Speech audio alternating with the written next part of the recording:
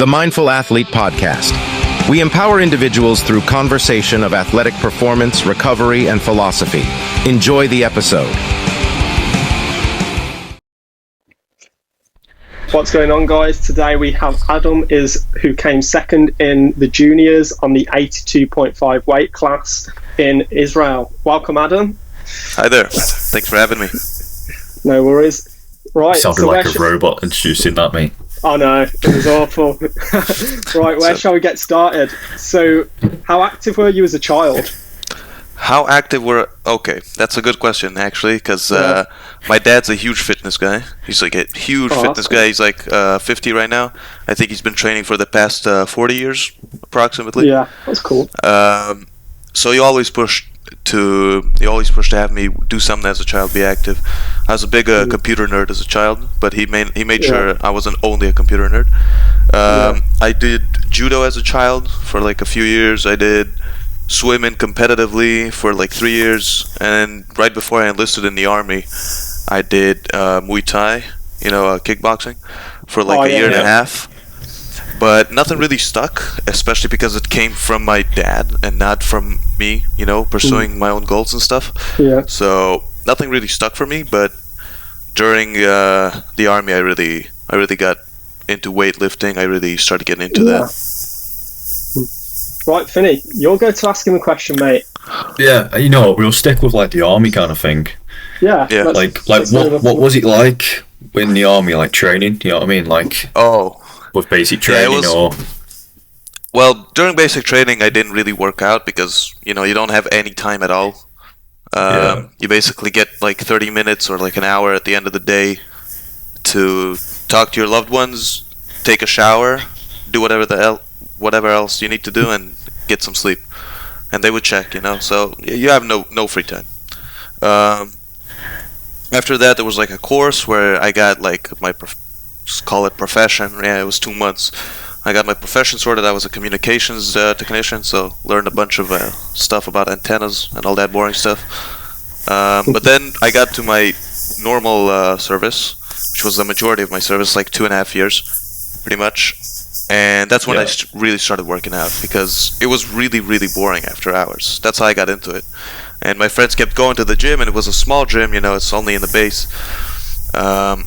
And it was just a good time, and I got pretty good at it, and it made me competitive as well.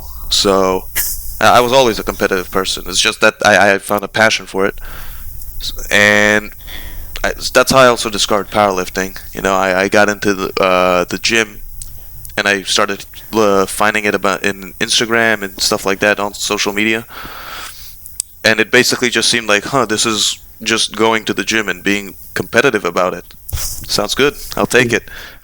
Yeah. And that's how I got into powerlifting. But during my service, training was a bit hard. Yeah, because you don't really eat whatever you want. You eat whatever you get, right? So getting your protein in, getting your calories in, not being a skinny little boy, that was a little bit difficult. But you do what you could do. I used to eat. I used to eat like a whole loaf of bread every meal, just to get my calories in, and I would get really cozy with the kitchen staff, so they would give me extra meat, during meals and stuff. I would do all sorts of like I would do all sorts of little things as much as I can to get my protein in. And training was I would train when I could and if I could. Because some days, I could finish my day at 3 p.m., take a nap, go to the gym, perfect routine, right? But some days I would start working at 8 a.m. and I would finish at 3 a.m. and there's no workout. There's just no workout. Sucks to suck, I guess. Yeah. that was all you could do. That's about it. Yeah. You wanna go on the next one, Josh? Yeah. So, what's your biggest accomplishment this far? This could be your powerlifting career, military career, or like literally anything in your lifetime so far. My biggest accomplishment, that's a big one. I would have to say it's probably competing and not being nervous, right? Because every time I competed before, It was like I didn't care about it really because it was my dad kind of pushing me into something that I sort of enjoyed, but I didn't really care about. But powerlifting, you know, I had a lot of passion for it. I had a lot of stress building up. I kept telling people about it, you know, back in the base, and I took like I used to do like these deals with my commander, right? Let me work extra hard this day so I can get a workout in tomorrow, and I'll wake up at like 5 a.m. instead of 8, and I'll do a bunch of work just so I can get the workout in, you know. I used to do a lot of those deals with him, and thankfully he was really considerate, right? They'd usually let me do that stuff. And when I got to the tournament, I could see the nerves on other people, but I was stone cold. Oh yeah, Josh disappeared. Poofed. Oof. I mean, we're still recording, so you carry on if you want. I was really stone cold in that tournament, and it was really a good time, you know, because I could see the other people around me, and I'm not saying they were all nervous wrecks or anything. No such thing, but it felt good. It felt really, really good when I was confident in my abilities, I was confident in my lifts, and I was there and I performed. Sorry guys, that just it's still going, so it's carried on. Happens. Oh, nice. So it just felt really, really good to be confident in my lifts and being there and doing it, and it was a really good time with the community of other lifters, and I think that was like the peak moment, I would say, of my career, at least. That's what comes to mind, you know. Yeah, I mean, how do you prep yourself for like these competitions, though? Obviously, you just said you go in with confidence, but like, how do you get that and maintain it throughout? And how do you not get nervous? Like, as nervous? Well, as you say you do, like, how do you control them nerves? How do you control the nerves? Well, the first thing I would say is focus, right? But that seems a little bit oversimplistic.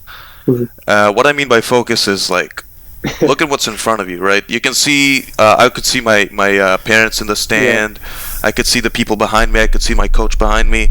But like, what's in front of me? Just in front of me, it's a weight. It's a bar. I've lifted a bar like 1,000 times. You know, it's just a bar. It's just weight. And there's music in the background, so you just kind of block that out. I don't know if this is like a normal thing, but I can sort of make my vision blurry, you know, on command. But I just do that on command to like block other stuff out. You know, I walk in, I only see the bar. I just think about lifting the bar. Like, there's no real thoughts that go in your brain once you're actually there. And before the actual tournament, before the day, you know, the best thing you can do is just your normal routine. You eat what you normally eat. You sleep what you normally sleep. You drink your normal amounts of water. You do everything normally, right? And this might be true for some people, but I know that in some higher levels of competition, people would usually do some water cuts, or they would fast or do stuff like that. I don't think that's recommended for everybody, especially newer lifters or new competitors in whatever sport you're competing in. But I would just say, do your routine, do what you're confident in, and once you're there, get in that mindset, you know? Get to it, focus. Yeah.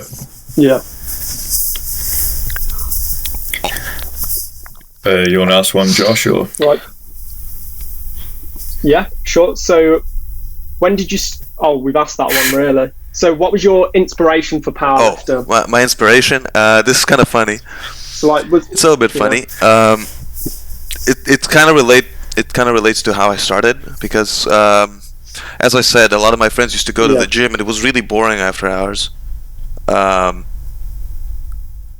right about that time where I started going, I was dating a girl, and we were doing long distance. And you know how they say, when in Rome, do as the Romans do? A lot of drive, you know, to do something. I was angry. And I can't take that out on people. So I took it out on the weights. And my friend who was in the gym before me, he showed me how to do squats and deadlifts for the first time with a barbell, right? And my first time squatting, I'm like, empty bar, okay, there's no real counterweight. I kind of nearly fell over, so I said, okay, let's put some weight on. I put one plate on. He's like, are you sure that's a bit much? I'm like, I'll probably be fine. I squat that, rep it out, clean. Okay, that's nice. Let's put more weight on the bar. and now there's 80 kilograms on it. And then I started squatting 2 plates for reps, like easily. And he's like, damn, that's more than me.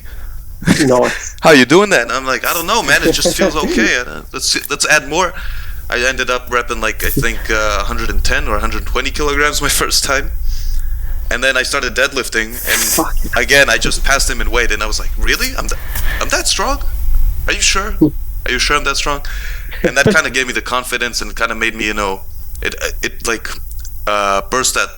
gave me a burst of competitiveness.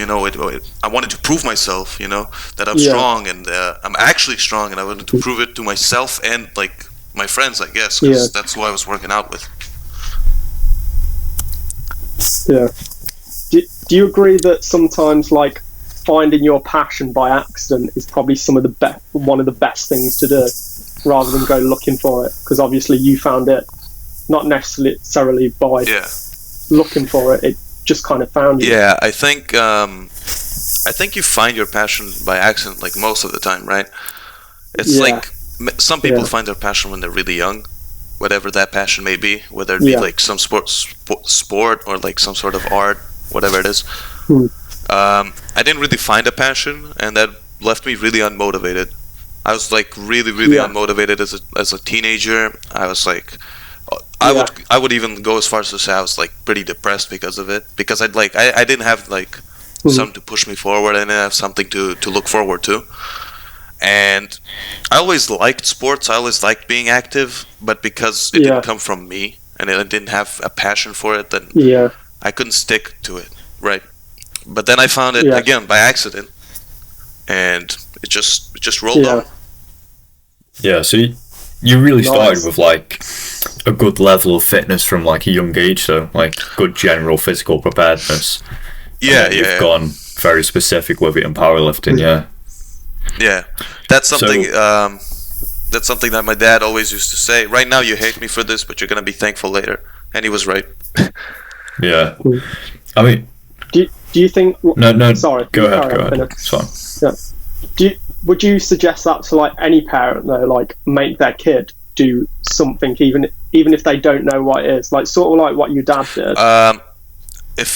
Look, I'm not gonna tell people how to take care of their kids. That's not my place. I don't have children, and I do plan on having children at some point. Yeah, it's like a life goal, but I do think kids need to be active, right? Today's day and age, I sound like an old person. I'm 21 years old. But in today's day and age, every kid has a tablet, every kid has a phone, every kid has a screen. Yeah. And I guess that's somewhat fine, but you gotta balance it out with other things, right? Kid's gonna sit in front of a screen for the majority of his life, because that's the day and age we live in.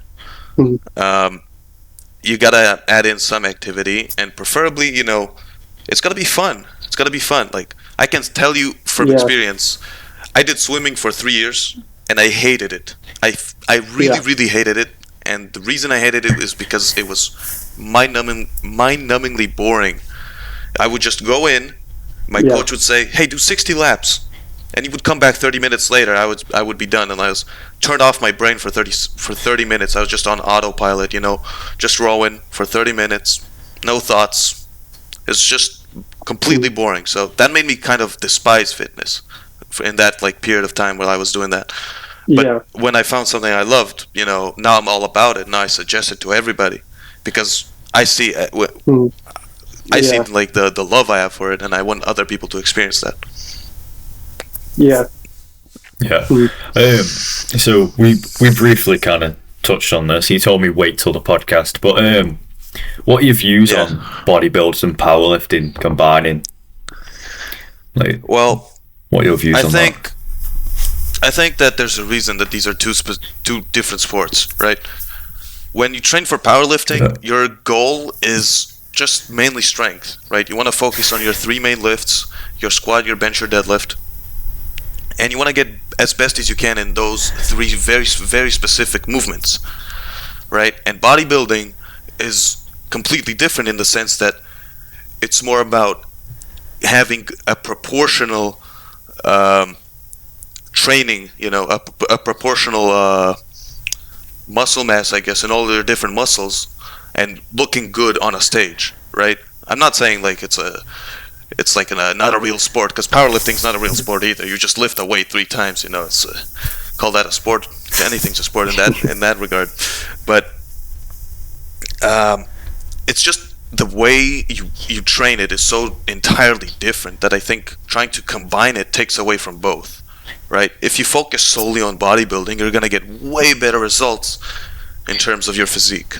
And if you focus solely on powerlifting, you're going to get way better results in your strength and your 3 core lifts. And when you mix the two, you kind of lose out on both, I feel like. Yeah, you can get a bit strong, you can get a good physique, but it's not going to be totally there either way. If that's something people want to do, sure, go for it. Who am I to judge? If that's what you want to do, go for it. But that's just my opinion on it. Fair enough.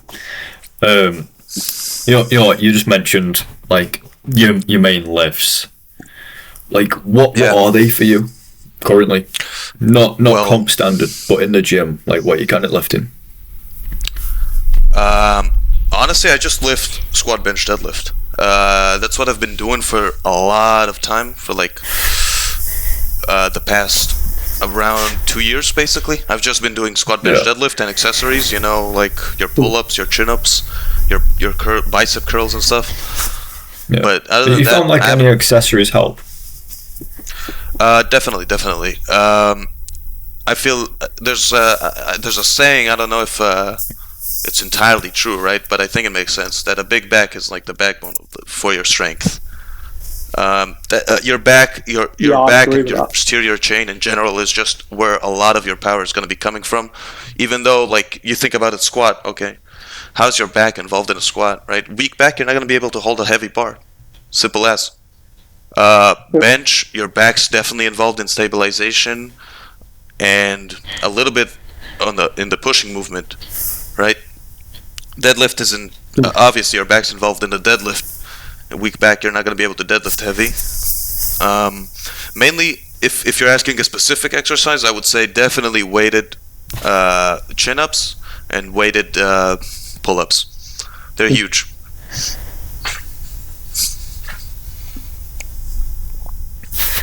Yeah, sorry, I was just replying to a message. I wasn't being rude, it's just, I don't know if it's urgent. Yeah, right. You want to go ahead, Josh? Yeah, so obviously you was talking about combining 2 sports. I said that I wouldn't bring this up because obviously this is my sport. But like, what do you think of things like CrossFit then? Because obviously they have like gymnastics, they incorporate the cardio element, powerlifting, Olympic weightlifting. Well, I think CrossFit's a little bit of an interesting like outlier, right? Because at the end of the day, the way I see it, CrossFit is combining strength training with anaerobic training. I'm not sure how to pronounce it. Anaerobic. Anaerobic. You're basically combining high heart rate with strength training over a course of like a pretty long workout, right? It's difficult. Yeah. Definitely difficult. But I think that when you look at the competitions themselves, they're a little bit nonsensical for me. Yeah. Just my opinion in general.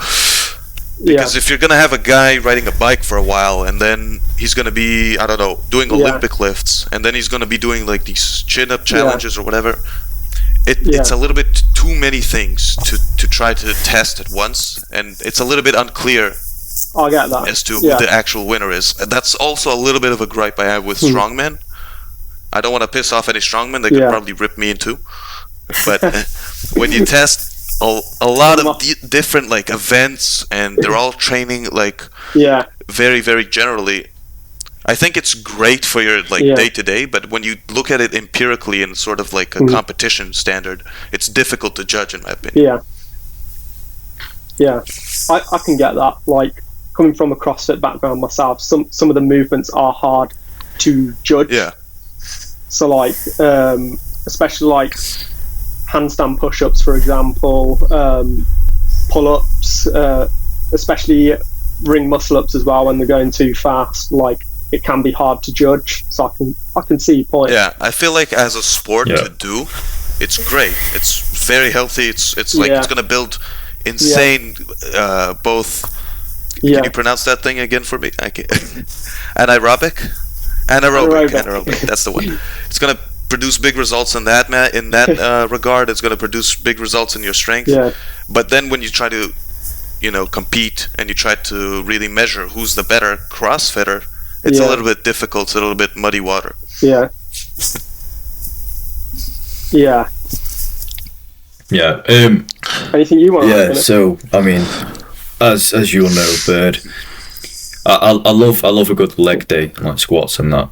Like, I love good squat. What does an average day of like squatting look for you, like percentage wise? Like, how many reps, how many sets for you to build strength? Okay, so my coach, he would usually split it up into different blocks. In each block, I would do a couple different things. I had like a hypertrophy block at the beginning of the year. It's like 2 months, and I did a lot of front squats and like a bunch of 3x8s, and that was mainly to build more muscle. But when I work in a like peak block and I try to peak my weights, I don't work singles actually. I don't work singles up until like a competition or until I try to like test something very, very specific. I work up to, it works like this. I do 3 workouts a week.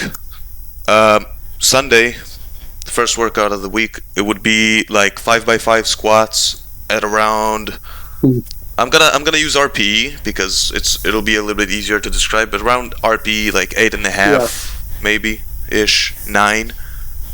And then I would work on Tuesday, like 2 days after, like with a rest day in the middle. I would work very, very, very light. Like I would do 3x3s at like RP 6, even less. It's basically no weight, and that was like a recovery workout. And then on Thursday I would work up to one single set of 3, and it would be a very difficult set for me. It would be like RP 9 plus, I would say. And every week we would add 2.5 to 5 kilograms to that lift every week up until I would reach a certain point that my coach was like, okay, that's a good baseline, let's reset. And then you reset this peak again, you lower the weights, but you start at a higher baseline, so you end up at a higher level later in the block. And that's how I just murder my legs. Have you ever done any like programs such as like the Smolov one? No, I actually haven't. I've been basically I programmed myself at the beginning when I started off, and that mainly involved pretty much maxing out every workout. Clearly that didn't last very long.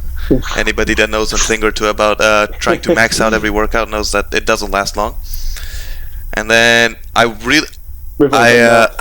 actually got so overtrained I couldn't sleep at night. I had like no appetite at all, absolutely zero sex drive. I was completely out of it. That's like central nervous system. Yeah, completely fried my central nervous system. Yeah. Like I looked up the symptoms and I was like, yeah, I'm experiencing that. Oh yeah, that too. Hold on, and then I went on the entire list. It was like everything, and I was like, okay, I'm in pretty bad shape. Maybe it's time to get a coach. Yeah. And that's how I decided to get one, because I realized I have absolutely no clue what I'm doing. Yeah, so you'd say it's pretty important to get a coach then? To most people starting powerlifting? To most people in general, I would say. Your coach, he's your best friend when it comes to your fitness, when it comes to your, journey through this vast expanse of fun and grueling leg press exercises. I don't know what that means. He's your best friend. He's basically your lifesaver. Anybody in the gym that walks up to me and says, "Hey, man," and this happens quite often because I lift pretty big weights in my gym. It's like a public gym. It's a lot of general population. Not many people are it looks super like athletic. A commercial gym. Yeah. Yeah, exactly, a commercial gym.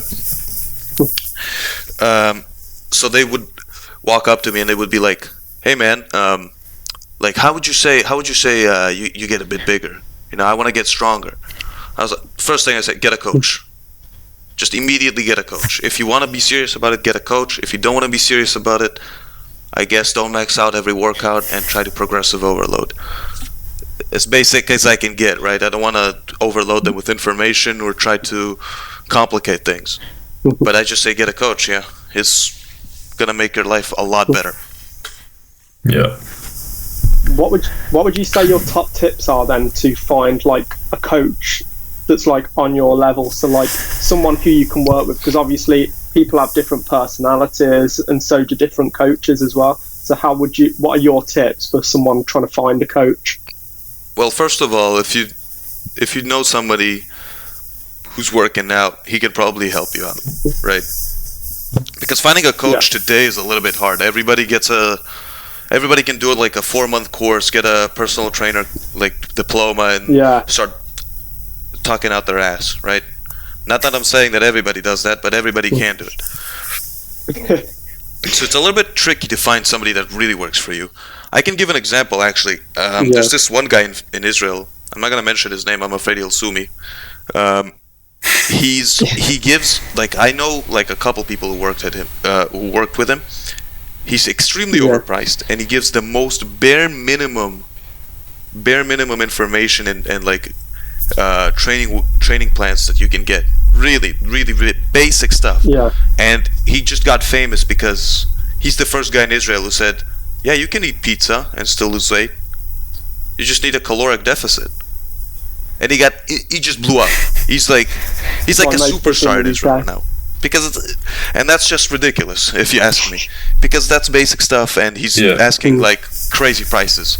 So finding an actually good coach is a little bit difficult. But I guess it's the best thing you can do is kind of compare. Like if you know one coach's athletes, you can compare one coach's athletes to another. And if you're not trying to be super like competitive about anything, and you just want a good coach you can count on, I guess ask your gym wherever you work out. Try to talk to people you know, because if you're not working with somebody specific for some specific reason, I guess the best thing you can do is somebody you know, face to face, because that's probably gonna get the best results, right? Somebody you can trust. Yeah. You raised a good point about the pizza thing. I think like so many people now, they want to hear that they can carry on with negative things and get results from it, even though it's wrong. But like people are getting famous now because of the wrong ideas, just because it's what people want to hear. You know what I mean? It's because nutrition's so hard to get in check and people don't want to do that. Like I was the same a few months ago. It is like a really hard habit to get into, but like once you're into it, like I agree. People want shortcuts, especially today. People want the easy way out, and I can see why, and I can even agree. If I could eat whatever the hell I want, I would, right? But that's not. We all would, wouldn't we? What? Excuse me. That's literally what I do. Yeah. Well, that's kind of what I do, but I have certain like general guidelines, and they're pretty simple. Yeah. It's like you try to avoid as much oil as you can, like not fat, oil. Specifically like seed oils and stuff, those are super unhealthy for you. Canola oil, your grapeseed, your sunflower oil, all of those, they really, really, really aren't good for you.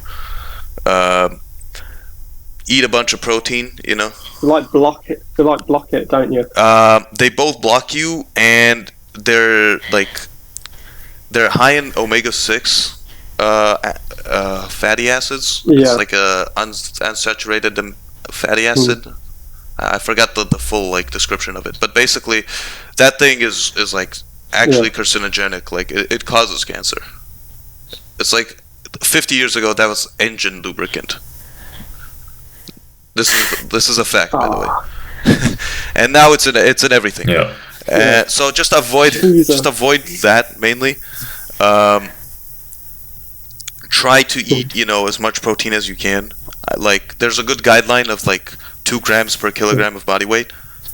My coach suggested I eat 200 grams of protein, and I weigh like 80 kilograms, 81.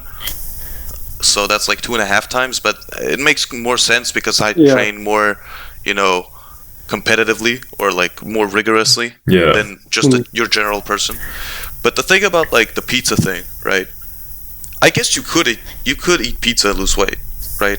It's not a given that you'll gain weight or you'll stay at your own weight. It's like a caloric deficit thing, right? At the end of the week, at the end of the day, as long as you're in a caloric deficit, you will lose weight. That's just the math behind it. Yeah. And I can see the reason why people get so attracted to that idea. You just presented it in such an easy way to digest, right? And this is like a food pun because we're talking about nutrition. He presented it in such an easy way to digest for people to like, okay, I can eat pizza, my favorite food, my feel bad about it food, and I can still lose weight. That's incredible. This guy's a magician. It's just better ways to go around it. It really does boil down to like a caloric deficit or surplus. But like, I think what people forget is, you can eat your pizza and lose weight, but that one slice of pizza, that's going to be like a lot of carbs throughout your day. It's going to make it a lot harder, and plus you're not hitting your macros. How are you going to hit like your 2 grams of protein for 1 kilo body weight if you filled up your entire caloric space with the carbs? Yeah. A lot of fatty stuff though is like really high in calories as well. So like, if you have someone in a calorie deficit who's not that big, they could eat like in one meal their fucking whole day worth they of calories. can eat about 2 slices of pizza and they're done. You have to starve yourself for the day, so it's a bit of a it's presented an option that most people can't do, basically. I agree with that. At the end of the day, it also does matter what your calories are, right? You could eat like 200 grams of protein, and that would be your like 2,000 calories your day. And you could eat you can eat like 3 slices of pizza or whatever, like super calorie dense foods that aren't very nutritious. Right, you gotta really think about your nutrition in that as well, not only your macros, because macros are sort of an easy trap to fall into, right? I got my protein in, I got my fats and my carbs in, right? But then you look at your blood test results or whatever, and you're iron deficient, and you got no vitamin B6, and then you start getting all into like the supplements. And you start getting into the supplement thing is like, if you ask me, unless you have some sort of disease that requires you to take a supplement, I think it's a scam. That's my opinion about it. I think that's my. Do you take any? So like, obviously Finney's probably took like creatine before. I've took creatine. Do you like take creatine, or do you take like protein powder as like a supplement? I only take 2 supplements. 2 supplements: caffeine, and I take magnesium before I go to sleep because it makes your sleep better. That's it. Fair enough. And caffeine's a little bit of a disease, it's a little bit of a unhealthy addiction, but it makes your workout better and it gets you through the day. So it is what it is. I prefer a coffee. No, I'm terrible for caffeine. I'm having like a Monster and a Red Bull every day at this point. So the gym I used to work at, whenever anyone said, "Oh, I haven't had my caffeine," we'd be like, "Yeah, we've got a coffee shop upstairs." Oh shit! Like we opened up a coffee shop. I'm not a fan of coffee, so for me, I've got like the most unhealthy bit. I just have Monsters every day. It's not good. I'm a huge coffee guy, so I just drink like 2 or 3 cups a day, depending on how rough my day is. Nice. Yeah. What's your favourite type of coffee? Well, in Israel we call it. In Israel, it's called Turkish coffee. It's just black ground coffee. Yeah. You just put the hot water in your cup, right? Just give it a little nice swirl. Yeah. That's it. You got a bunch of mud. Got a bunch of mud at the bottom of the cup. You gotta avoid that, but absolute chef's kiss. Delicious. Yeah, we'll go away a bit from the nutrition side of things. And we were talking about you've just recently had an injury, so I feel like we should go into that. Oh yeah, cool. Yeah. I injured myself around last December, when I competed actually. A little bit after that, I started really experiencing a bunch of hip pain, and my coach, he did try to help me out a bit, and I'll get into that a little bit later. But I started experiencing a lot of pain during my squats and during my deadlifts, and especially because I was doing sumo deadlifts at the time. I recently switched to conventional. They really hurt, like the sumo deadlifts. I couldn't do them. I just couldn't do them. Especially around, I think it was the start of February. I was doing that hypertrophy block I talked about, and I was doing like 3x10 on relatively low weight. You know, I deadlifted 240 kilograms in December, and I was doing 3x8s with like 130 on the bar. It's nothing. Yeah. Like I would just, it was more cardio with a bar to me. And just during one of those sets, I felt the sharpest, most intense pain I think I've ever felt in my life, in my lower back. And I honestly thought, okay, something broke. That's what I honestly thought. I couldn't walk or like think or sit or do anything for 15 minutes. I was sort of frozen, holding my back, leaning on something. And like people came up to me and said, "Are you okay?" I was like, No, I'm not okay." And it just sort of passed. I walked it off on the treadmill for like 20 minutes. The pain, the sharp, intense pain sort of passed, but I was experiencing hip pain even before that. That just skyrocketed it to a different, like, entirely different level. The working theory is, during my squats, I didn't turn my hips out enough, and muscle would get pinched between my femur and my pelvis, and then that muscle would like pinch a nerve near my pelvis. It's basically a hip impingement, but that muscle is definitely like sitting on a nerve, and that's why it's hurting my lower back as well. Me being me, I decided, you know what, I can work out with this definitely seems like a good idea. My coach was like, okay, we'll do it, but like, slowly, we'll be very on point, we'll stop the moment pain arrives. And I couldn't really do any lower body exercises for a while. Like, I took a break from squats and deadlifts for like 2.5 months. That's definitely tough for me mentally, because those are the lifts you push weight, because bench press, the weight doesn't. That's your life. Yeah. Bench press, you don't really, you push your weights, right? But bench press is a definitely an exercise. It's a movement that very slowly and steadily climbs. And squats and deadlifts, for somebody who's been working out like 2.5 years, they usually explode, right? Especially because I was going up in weight with that.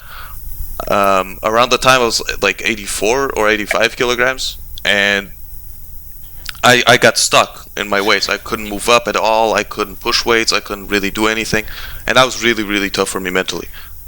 The way we tried to work it, tried to like sort it out, was I would do these rehabilitation exercises, especially on like external hip rotation and stuff like that.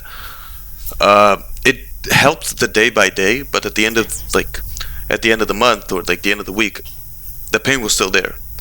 So I could slowly push weights back up, but the pain was still there. And when it's still there, it's like a mental block sort of thing. So you get kind of scared to get under the squat bar. You like hope everything's gonna be all right, and that way it's really difficult to try to push new weights. And I haven't been able to push any new weights since last December because of that. I very recently, like last week, I made the change to move to a new coach, and it was kind of like gut-wrenching talking to my coach and explaining the situation and saying, yeah, it's time for me to move on, especially because I've known him for like the past 1.5 years, maybe more than that, and we became really friends rather than just, trainee and coach. So it was really difficult to break it to him, but I think it was the correct decision for me professionally. Like, I think it's a good move. especially because the new guy moved to a lot of the athletes under him. They hold the Israeli records. They hold, they're pretty crazy. They're better than me. They're stronger than me, and I wanna be just like them. Yeah. Yeah. So I think, like, obviously you went from lifting a lot of weight, feeling pretty confident, to obviously you've had your injury and that set you back. Like, what's your mentality now? Like, how are you getting over the fear of going underneath a barbell, and how do you deal with that? How do I deal with that? To be honest, I blast music really, really loud in my headphones, and I hype myself up, and I'm just gonna kill this, man. I'm just gonna kill this weight. It's gonna be okay.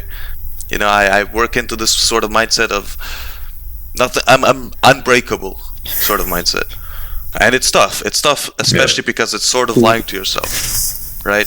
Like, I know this hurts, and it really hurts, but I still do it. And yeah, that sort of is also the reason that I switched coaches, because I can't. It was like a bar filling up, right? Imagine this is like how anxious or how frustrated you are from the situation. It would go up, and then I would like do a lift, and it wouldn't hurt, and then it would go like pretty much down, and I was like, yes, I'm back into it, and then next week it really hurt again. So I was constantly battling that sort of like fear of like, oh my god, this is really gonna hurt, and oh my god, it actually didn't hurt. That's great. And then it would constantly back and forth, and it was just completely draining mentally. I tried my best to keep going at it, but honestly, the best decision was to just try it from a different angle with a different coach, and we'll see where it goes. Yeah. Nice. So, tell us more about your recent competition then, the one that you came second in. That competition's actually my first one. Yeah. I prepped for it. That's pretty good then, that you've come second on your first competition. That's like amazing. Thank you. To be honest, I came into that competition knowing that I was gonna be at most second place, because I knew the first place competitor. Yeah. I looked at his numbers and I was like, okay, he's already got me beat. He's already got me beat on my best numbers. I matched his deadlift, I think. Yeah, I matched his deadlift. He got like 5 kilograms over me in bench press, but I squatted 210 and he squatted 260. Man's got monster legs. I don't know what's wrong with him. That's like a massive... Yeah, it's a massive squat. That's actually like an insane squat. Super, super impressive. So I came in knowing I was going to be second place. So I didn't have... That kind of took some of the pressure off, But then, it's the fight for second place, Who's going to take that? And I looked around at the competition, and I wasn't really as intimidated as I thought I would be. Because going into your first competition, you think you're going to be super intimidated. But I was backstage with my coach, and he's like the biggest guy there. He's huge. My coach is huge. He's like 130 kilograms. Man's like 6 feet tall at least. He's a mountain, right? So I stand next to him, and I like compare other people to him, and I'm like, okay, yeah, I got a chance. It's going to be all right. They're not him. Basically, I knew about the competition.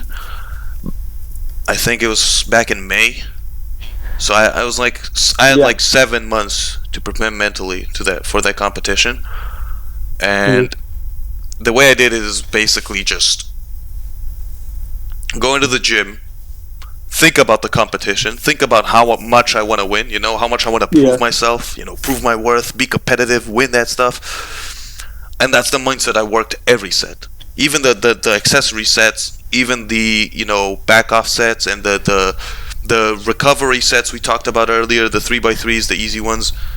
Every set I went in with that mindset, and every set every week or so I would look at the calendar and I'd say, 33 weeks out, 32 weeks out, 31 weeks out, and I would just look at that. I was super anticipating it, and then it got there and it felt completely unreal. Like, oh, I'm actually there. Okay, I'm actually competing. Oh shit, they just called my name.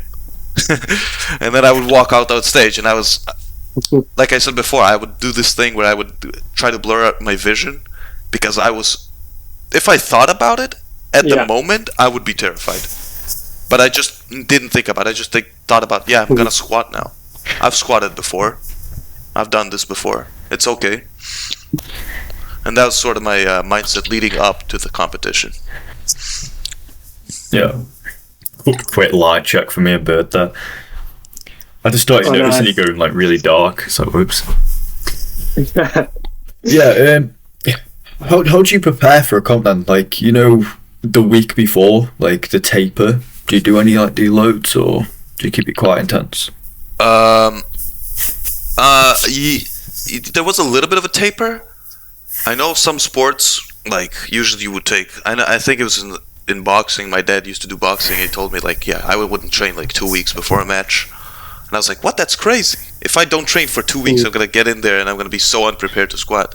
So I think the competition landed on a Thursday, if I'm not mistaken. And my last workout was on Sunday. So I had like 3 or 4 days of rest and doing absolutely nothing but quaking in my boots, being like anticipating the competition that I've been building up to for the past like half a year at least. Did you eat more or like up the protein or anything before, or I was pretty much normal, but I was checking my weight to make sure I was not super low or super high.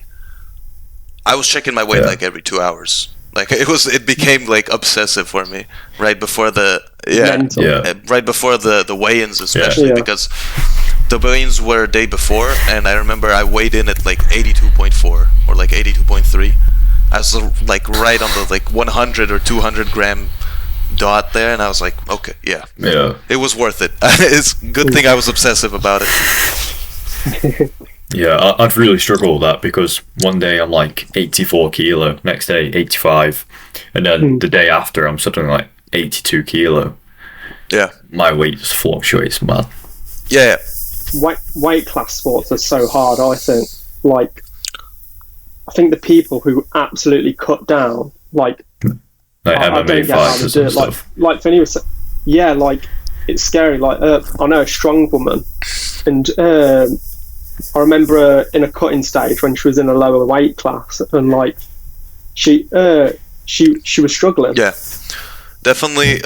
Doing stuff like water cuts or like weight cuts in general, that's gonna really hurt your performance unless you know exactly what you're doing. And I'm not talking only physical. I'm talking mentally too, because when you're dehydrated or when you lose a little bit of weight, a lot of it is also going to be water weight, right? Because it doesn't usually, break down that fast. Your muscles don't break down that fast. Your fats don't break down that fast. It's going to be a lot of water weight. And when you lose that, you're going to be dehydrated, whether you know it or not. And when you're dehydrated, it doesn't affect you only physically, it affects you mentally as well, right? You're going to have a little bit foggier mind. You're going to have all these little things that are going to really, really, like, you're going to feel the effect. I haven't done a water cut, but I've, like, done it outside of competition before. Like, because I wanted to get to see how lean I was. This superficial. I wanted to see how lean I was, and I did a water cut. Luckily, I have a sauna at home because my dad's like a sauna fanatic. So I water cut in the sauna. It was like 4 hours of in and out. It was terrible. I wanted to die at the end. Like, it was absolutely terrible. Sadistic.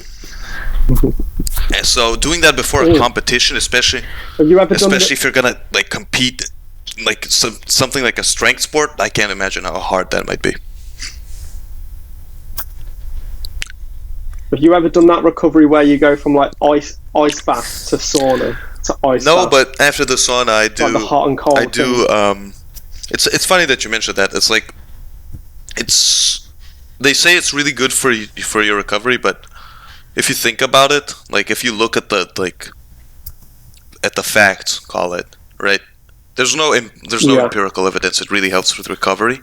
It's more of like a mental thing. It's more of a placebo thing as well.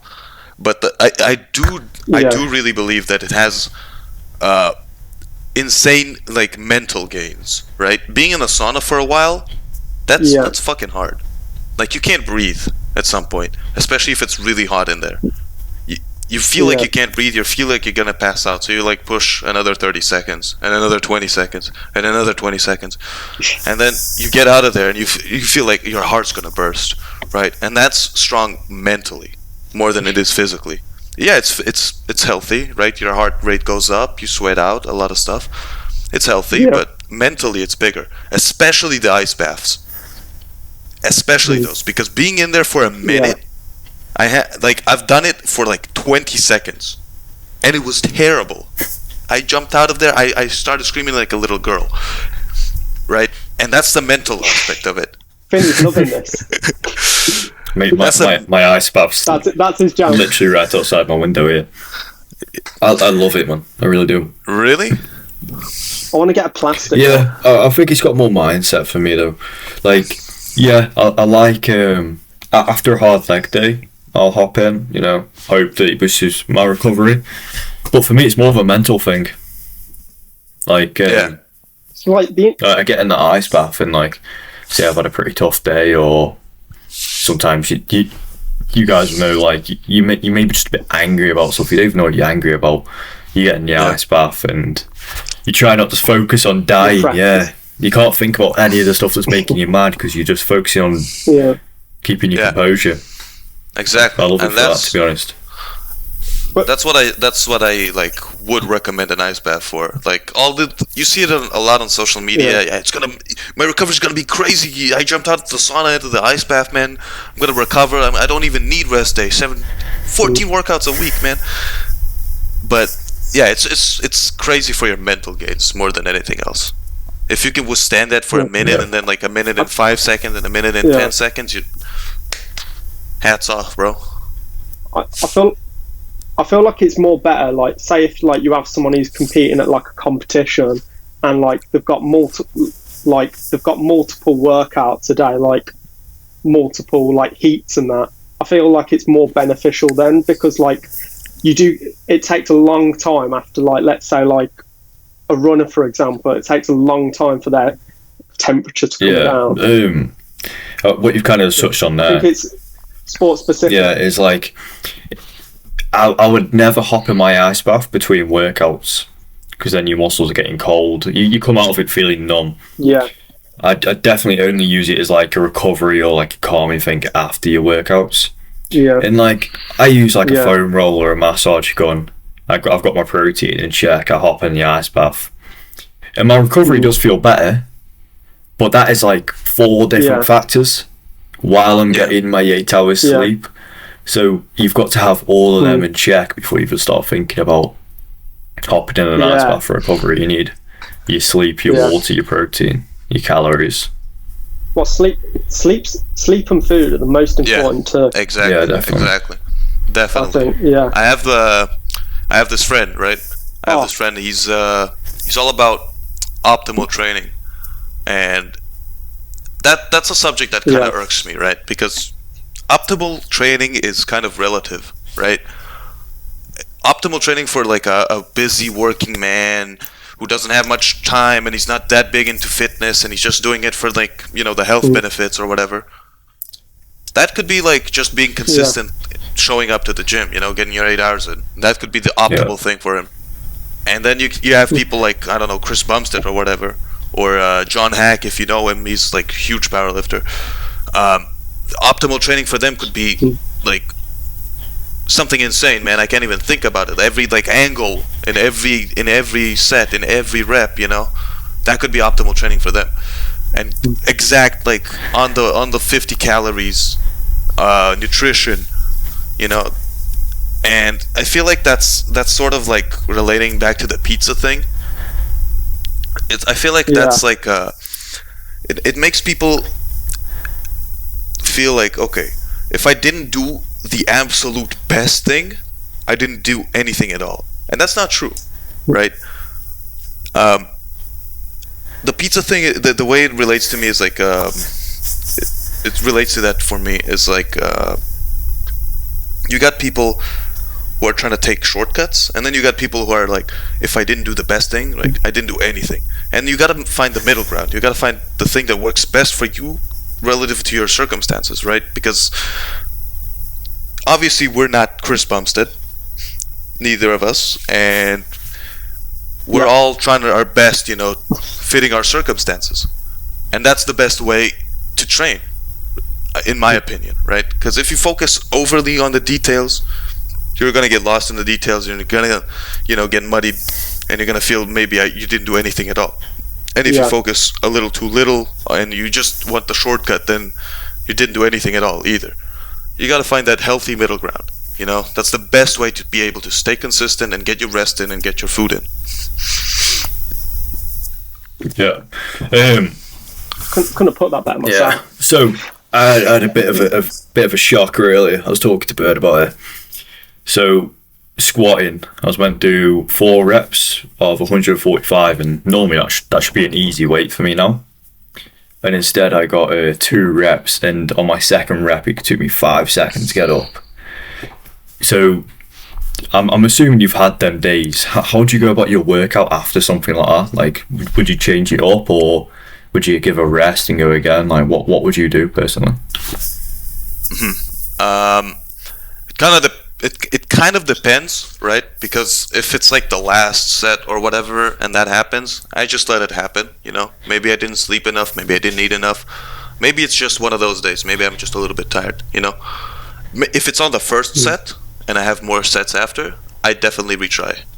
I don't think about it twice. I just load up the bar again, reset, take a bit of a breather, maybe 5 minutes, maybe a little more depending on how I'm feeling.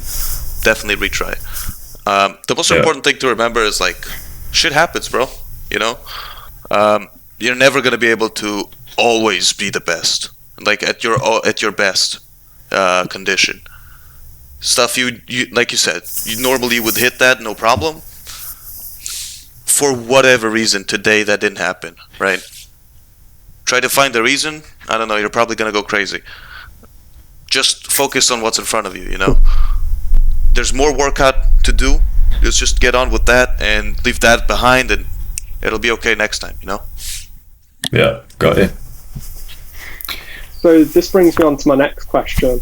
Obviously, you're a strength athlete, so like, how much time do you have in between sets to rest and recover? Okay, so it's kind of more of a feeling-based thing. I learned like on my own body how much time I need between each set, depending on the next weight I'm doing, or how tired I am, or how much sleep I did or didn't get.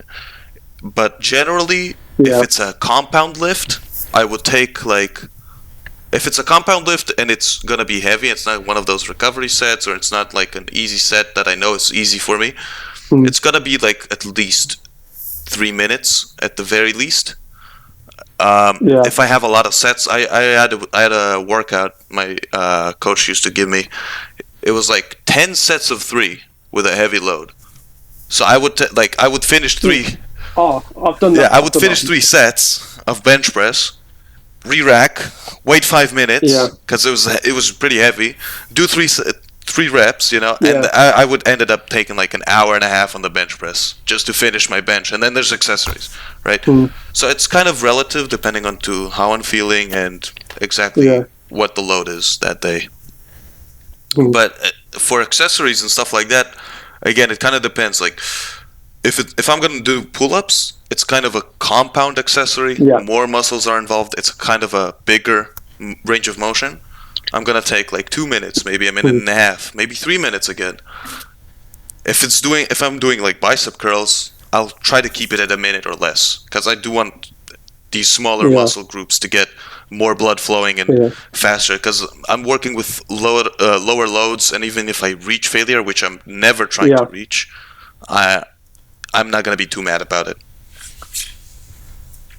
Yeah. I just wanted to ask that because I feel like a lot of people, the question how much rest they should be having, or they think like, I don't need to rest this long, or they get bored. I think generally people should rest longer than they think. Generally. Yeah, I agree. I had this friend back at the base. He did bench press. Like, he bench pressed with me a lot, and I taught him how to like better form and stuff like that. And I constantly told him, you should probably rest a little bit longer between sets, because he would aim for like 4 sets of 8, and he would constantly get like 8 reps in, 6 reps in, 5 reps in, like 3 reps in. I'm like, okay, yeah, maybe you're struggling, but that doesn't necessarily mean that was as effective as it would be if you rested like a minute more, and you could have gotten like 2 more reps in, you know? And he said, no, that's like more hypertrophy. I'm feeling the pump, so I must be getting bigger, you know? Interesting. Interesting. Yeah, I mean, I'm a bit of a culprit, to be fair. I like moving, so I end up having about 2 minutes rest time on compound lifts and stuff like that. But yeah. Yeah, I'm definitely more of a movement guy myself as well, but I just pace. I just go back and forth around my bench, around the whatever thing, whatever I'm doing. I just pace around, because sitting on my phone or whatever in between sets, that really turns me off, like in my workout. So I keep my music on and I pace. That's what I do. Yeah. Yeah, I mean, you end up looking a bit of an arsehole. I know we sit on the bench for 5 minutes playing Clash of Clans, you know. Yeah, definitely, I get that. Trainers in my gym usually walk up to me and say, "Where's your tent? Did you pitch a tent?" Yeah. Take a folding chair with you, snacks, meal prep for the day. Put on a sleeping bag, you know. Good night's rest. Yeah, I'm definitely gonna. I think for my squats, because how I'm kind of basing my squats at the minute is I'm doing a power. You're gonna hate this, Adam, but I'm basically doing a power hypertrophy upper lower split. So I'm only doing weights 4 days a week, 2 days upper, 2 days lower, and I'm having about 2 minutes of rest. And what I'll tend to do is I'll do a heavy triple, then I'll lower the weight to something I can do about 5 reps with. And then lower the weight to something I can just about get 8 reps worth for my squat. And that's about 2 minutes rest in between. And then say on my second lower day, I'll change that off the same basis, but it'll be a front squat instead, which I'm just getting around to now because my front squat sucks. Yeah, front squat is kind of hellish. I love front squats. It's yeah. I love they're kind of hellish on like my shoulders. I've been doing them. Like I can. It's For me, my I wrist. feel like the wrist as well. Mine isn't so bad because I do like quite a lot of Olympic lifting. You're a bit of a monster at front squats. Yeah, definitely. That's a huge like movement. Yeah, I'm testing. Huge movement for Olympic lifting. I'm testing my front squat. Testing mine. I think you've at least got good luck. 130 pretty standard front squat. Yeah. This is where Adam comes through over 200 kilo front squat. Sounding with.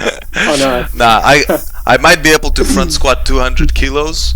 No. Wait. No. That's an exaggeration. Ooh. I might be able to squat like 150 or 160, but I don't think my shoulders or wrists would be able to hold it. Like I would probably have to do like the trick you do with like straps or whatever to hold it better. Yeah, I have to kind of do it like that, rest it on my shoulders. So a tip that we teach, because obviously I can teach like Olympic lifting and that. A lot of people like they retract the scapula and try and get their elbows up. So it's kind of like weird. You have to teach them to like push it out. I'll try it out. I definitely when I learned how to front squat, I definitely had trouble like figuring out how to push out because it would seem counterintuitive. Like I would fall over if I did that, but no, I would be more balanced when I do that. Yeah. But again, I just ran into the problem of it's really weird. I ran into the problem of like holding it on my shoulders or on my wrists rather than the actual weight being a problem. Yeah, I find front squats for me is like when you've got like when you're doing back squats, like you feel like you can breathe, whereas like with front squats, you feel like you're just dying, like you've done a long run or something. Yeah. That's how I tend to feel deadlifts. Don't know why deadlifts always leave me feeling gassed. Deadlifts put me out for like a week. Yeah, definitely. My recovery time's not too bad for deadlifting, but if you do high reps on deadlifts after a set, you're out, man. It's hard. Yeah, it's definitely hard. I'm doing deadlifts after squats at the minute, so my lower back after heavy squats, it's not good already. And then I'm doing a lot of running at the same time, so I'm running with a lower back, so I look like an old man with arthritis, just bent over, hunched.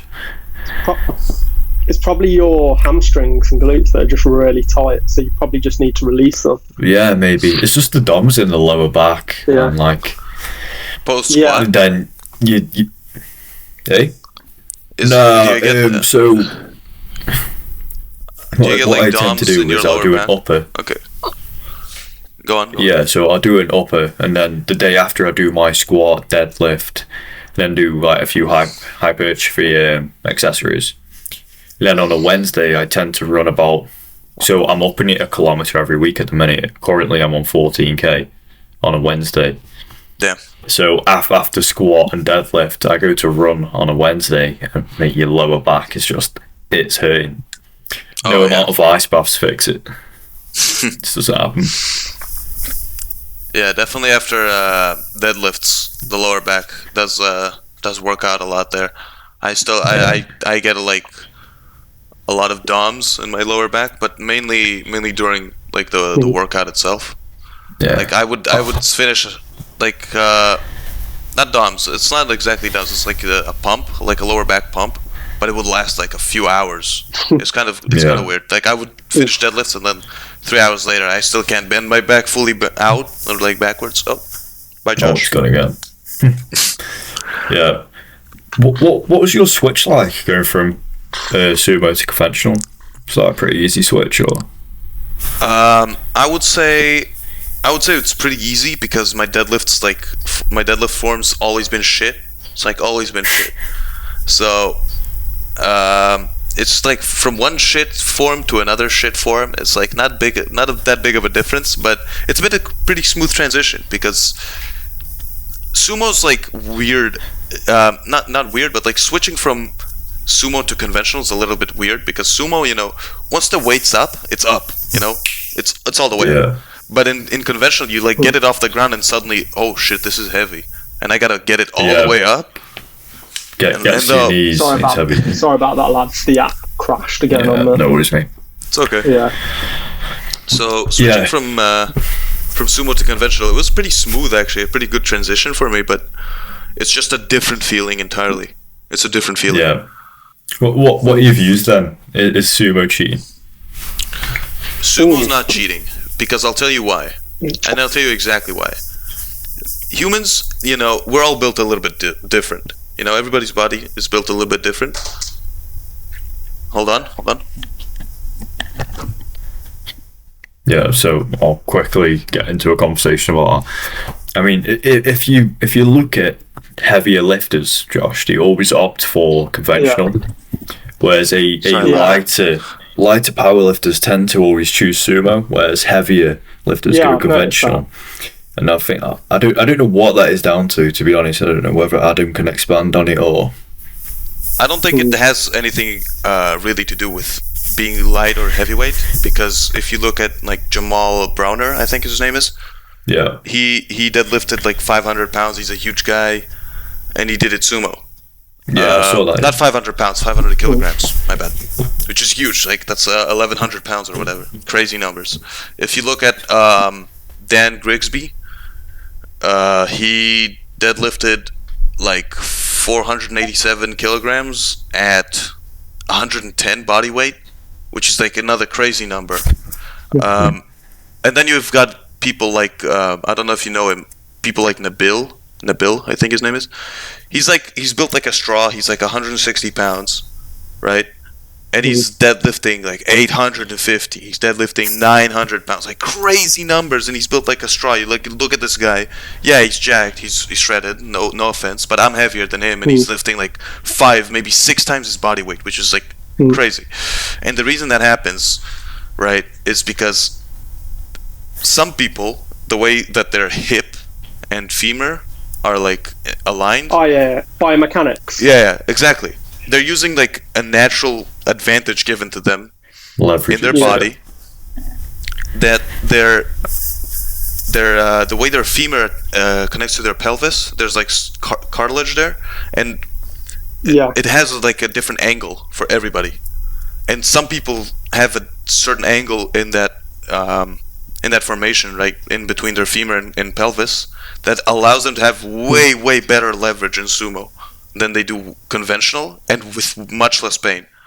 Yeah. So it's just a matter of like how you were born at the end of the day, and if that's what gives you an advantage in that sport, that's what you're gonna do, you know. Yeah. But I will say that sumo does reduce your range of motion, and I guess you could look at that as some sort of like unfair thing, you know. Yeah. Sorry. I'll stay on the topic. So carrying on with like that is, I feel like I should probably make the switch to sumo, because this is a few months ago now. This was last year, but I remember I was only deadlifting like 160 maybe, and I switched to sumo and did a 190, which is a pretty drastic change in weight. Whereas now I'm conventionally lifting like 190 pretty standard, but I think I might switch just because, you know, I got that so quickly with sumo. I feel like I might have better leverages with sumo. So yeah, it's something you should test for, you know. Just you know, be conscious of your hips and how they respond, because some people, and I think me included, I started off with sumo because all the big guys were doing sumo, you know, all the crazy numbers they pulled sumo, and that really hurt my hips. So when I stopped doing that, a lot of my hip pain went along with it. So that is what worries me, because as I do sumo, I feel stronger, I feel stiffer, if that makes sense, but my hips also feel too stiff, which is why I've not practiced it since. So I don't know whether I'm going to do more mobility to try and help with that, or just stick with conventional. I'll try and do both either. Yeah. So like in CrossFit, like if you go to a competition, they might put in the rules, if it's like a 1 rep max deadlift, for example, that you can't either do sumo, or it might be sumo but you can't do conventional. Yeah. So it's more about preparing for like the unknown and being able to do both. Yeah. I see. I feel like that's a little bit, that restriction's a little bit weird in my opinion, because at the end of the day, like if I would compete in that sport and they would say, okay, now you have to do sumo, that really hurt. Like that would really fuck up my hips. Yeah. And I was like, exactly. I would raise my hand. Like, why would I do that? You know, that's just gonna hurt. Yeah. Sorry. Yeah. No, so I feel. Yeah, you go on. You go on. Yeah. I feel like for them, it's more about trying to find the person who's like well balanced across all. But like you say, I agree with the pain thing. Like it's about what's more comfortable for you. So like in Olympic lifting as well, like going back to the femur thing, like we teach everyone that my starting position may be different to like Finney's, or it might be different to yours. So like I agree that everyone has like a certain area which. Yeah, Adam's given me a few hints before on my deadlift starting position, so I'm definitely getting better. Yeah, and that was talk. Yeah, go ahead. Carry on, Adam. It's something I wanted to ask you in a bit, actually. So, like, what do you think about, like, because obviously people say you need to have, like, a really tight back, but then obviously some people have a little bit of a rounded back. Like, what would you say is the best, or would you say it's dependent on the person? Or if it's a one-size-fits-all that you have to keep your back, like, rigid, straight? Well, I would say two things. First of all, everybody's body is a little bit different, so I don't think there is a one-size-fits-all. There's general guidelines, you know. You do want to keep your back like somewhat straight, but if you look at it like somebody would do a sumo pull, and you would look at an X-ray, you would see that along their like lower vertebrae of their spine, their back's always going to be rounded. It's like no matter how hard you're going to try, especially, and you can see that with squat as well. You can see somebody's back completely straight, but if you would take an X-ray, you would see their lower vertebrae are going to be like rounded. So do be conscious of a rounded back. You know, you don't want to look like a dog taking a shit. That's a bad idea. It's probably going to hurt too. But you also don't restrict your movement too much, because that might also cause some pain. You know, it's sort of like get a feel for it and get feedback from somebody who's actually, you know, more qualified than me probably to give you feedback on it. Yeah, I think you tend to find the general guideline is like, as that weight goes up, there are going to be supporting muscles that aren't strong enough to keep it. So the back might round a bit in that starting position, but I think the general guideline is as long as that it doesn't round any more throughout the movement, then you're on a good path. Also, there's something to be said about specifically back rounding, upper back rounding. Some lifters, when they lift, they wouldn't keep their back completely straight. They would purposefully round their back a little bit, but they would, you know, flex it really, really hard with their brace, with their everything. And they would do that as well when they would set up for the pull. So you would touch your, grab the bar, and you would really squeeze your chest and squeeze your upper back, even if it's a little bit rounded. And you would pull that against the bar even before you would use your feet. And that's basically slack pulling, right? And when you pull like heavy weights, your back's pretty much always going to be rounded, because pulling a lot of slack from a heavy lift with your back completely straight is going to be disadvantageous, right? Because you're not going to be able to produce a lot of power from that position. So it depends. Plus, if you think about it, and it is kind of something that needs to be said, form does break down when you reach your 1 rep maxes and stuff like that. It will break down. It's just a natural part of the human body, you know. You can't force it completely. But that's your body knows how to compensate. It might hurt a little bit though. Yeah. Also, quickly, Finny. Yeah. When it went off, would that still have kept on recording? Yeah, I'm assuming so. It's saying recording. Yeah. Okay. Nice. Yeah. How long has it said that it's been on for on your side? 1 hour and 17 minutes. Currently. Yeah. Ooh. It's a long one. This is going to be a good episode. Yeah, guys, I think we might need to be able to cut this off here. I'm working in early morning tomorrow. Yeah, that's fine. Yeah, no worries. We'll let you get off. Nice speaking to you, mate. Yeah, it's been great. Thanks for having me. Yeah, I'm sure we'll see you again. Yeah, it'd be great. Talk to you. Yeah. Good night. And good luck. See you later, mate. See ya. Bye. I was going to quickly let him